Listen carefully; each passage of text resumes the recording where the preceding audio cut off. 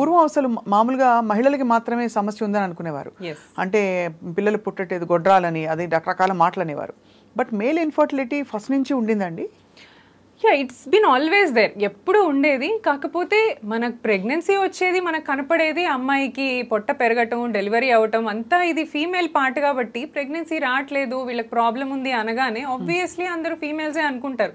అప్పటిదాకా ఎందుకండి, ఇప్పుడు కూడా people come with the in laws. Couple ఒకళ్ళు రావట్లేదు, ఈ మధ్య ఇన్లాస్ వస్తున్నారు.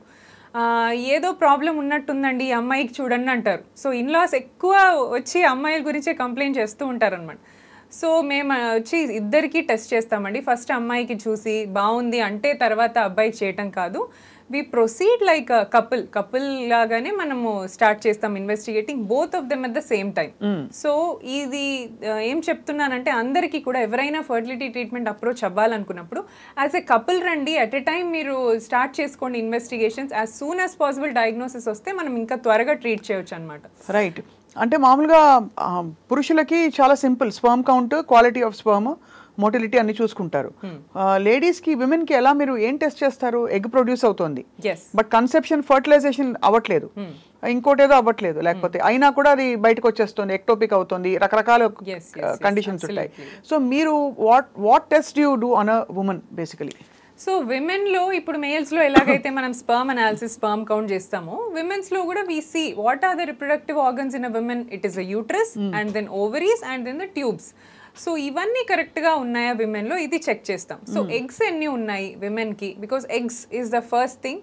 సో ఫీమేల్ నుంచి ఎగ్ కావాలి, మేల్ నుంచి స్పర్మ్ కావాలి, ఇవి రెండు ఫర్టిలైజ్ అవ్వాలి. ఎక్కడ అవుతాయి? ట్యూబ్స్లో ఫర్టిలైజ్ అవుతాయి. చాలా మంది ఏమనుకుంటారు, ఫర్టిలైజేషన్, బేబీ ఫార్మేషన్ అంతా యూట్రస్లో అవుతుంది అనుకుంటారు. బట్ నాట్ అండి. ఈ ఫర్టిలైజేషన్ జరిగేది, బేబీ ఫామ్ అయ్యేది ఫెలోపియన్ ట్యూబ్లో. సో ఈ ట్యూబ్ చాలా మంది నెగ్లెక్ట్ చేస్తారు. ట్యూబల్ టెస్ట్ అనేవి ఒక సపరేట్గా ఉంటుంది, ఇది చేయించుకోరు. We start off by doing a scan. So స్కాన్లో ఎగ్స్ చూస్తాం, గర్భసంచి సైజ్, షేప్, తర్వాత గర్భసంచిలో బేబీ పెరిగే ప్లేస్ దగ్గర థిక్నెస్, ఎండోమెట్రియల్ థిక్నెస్ అంటారు. సో బేబీస్ బెడ్, సో ఇది ఎలా ఉంది చూస్తాం, బ్లడ్ సప్లై ఎలా ఉంది, ఇవన్నీ చెక్ చేసుకుంటాం అనమాట. నెక్స్ట్ స్టెప్ ఆఫ్ టెస్ట్ వచ్చేసి ఫెలోపియన్ ట్యూబ్స్ ఓపెన్ ఉన్నాయా లేదా, that is the tubal test అంటారు. So tubal patency test. So these are all the test for the women. ఇంకా అడ్వాన్స్ టెస్ట్లోకి వెళ్తే లాప్రోస్కోపీ చేయటము, లాప్రోస్కోపీలో ట్యూబ్స్ ఓపెన్ ఉన్నాయి, ఇంకేమైనా చిన్న చిన్నగా మనకు కనిపించనివి. స్కాన్ ఎట్లా అంటే అదొక నీడ లాగా, మనం నీడ చూస్తే ఎలా ఉంటుంది, మనిషిని చూస్తే ఎలా ఉంటుంది. సో స్కాన్ లో కనపడే థింగ్స్ కూడా కొన్ని లాప్రోస్కోపీ ద్వారా కనిపిస్తూ ఉంటాయి అనమాట. సో లాప్రోస్కోపీ చేయటం. So these are all advance testing. So basically these are all the test for women.